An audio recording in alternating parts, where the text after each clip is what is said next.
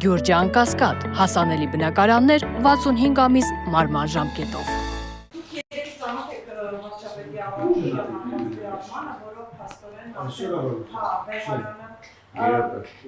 Գործողությունների մի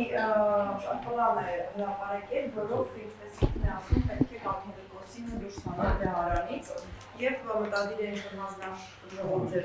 եւ զբաղվել այդ հարցով, թե կոնկրետ ինչ է անելու, ոչ մի բան հստակեցված չի, բայց ասում է, որ այդ process-ը պետք է սկսել եւ ավարտին հասցնել։ Հիմա ես ուզում եմ հարցնել ձեզ, դուք միայն իշխանության նախկին անդամ եք, գուցե հասկանաք այն տրամաբանությունը, որով գուցե գործի Նիկոլ Փաշինյանը նկատի ունեմ ՔՊ-ի կազմից։ Հիմա պարոն Ասլանյան, դուք ինչ եք կարծում, ինչ մեթոդների, քանի որ լծակները ըստ էության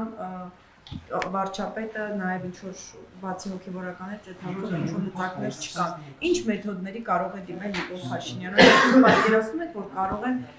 կաթողիկոսին ուժով կամ ինչ-որ գործողություններով այսպես հանել վեհարանից։ Շատ բարդ, իրականում շատ բարդ հարց եք տալիս,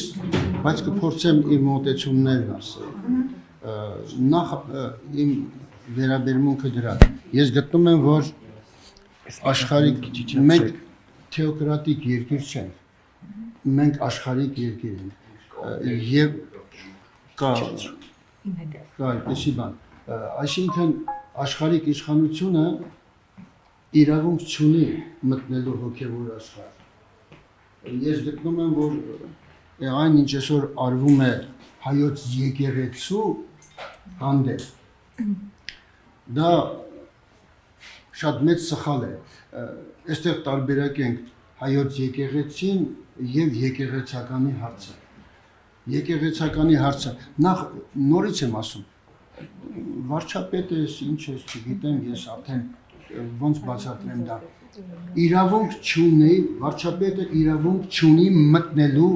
հոգևոր դաշտ, բացարձակապես, դա հոգևոր դաշտի տիրույթն է, եթե դժգոհություն կա, դա որոշելու են եպիսկոպոսները, արքեպիսկոպոսները, հոգևորականությունը և ժողովուրդը։ Իրականում այս գործընթացի հիմքում շատ ավելի խորը բան կա։ Ինչ կա։ Խորը։ Պարոն Ասլանյան, Սա հարցազրույց, սա արդեն ճեպազրույց չեղավ, հարցազրույցի նման բան է։ Խորն այն է, որ Նիկոլ Փաշինյանը փորձում է այնինչ իմ կարծիքով պատրաստվում է հակապետական գործ անելու, փորձում է եկեղեցուն մի կողմ հրել, որպեսզի եկեղեցին չդառնա խոչընդոտ իր այդ գործողությունների։ Նորաստեղծ ուժով հակազդեք Նիկոլ Փաշինյանի այս հակապետական գործունեությունը։ Մենք այսօր ամեն ինչ անում ենք եւ փորձում ենք միավորել հենց այդ ուժերը, որպեսզի թույլ չտանք, որպեսզի այնինչ այսօր փորձ է արվում անել, իսկ այսօր նրա գործողություններին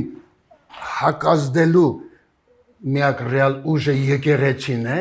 եւ նա ցանկություն ունի եկեղեցուն էլ այո տանել։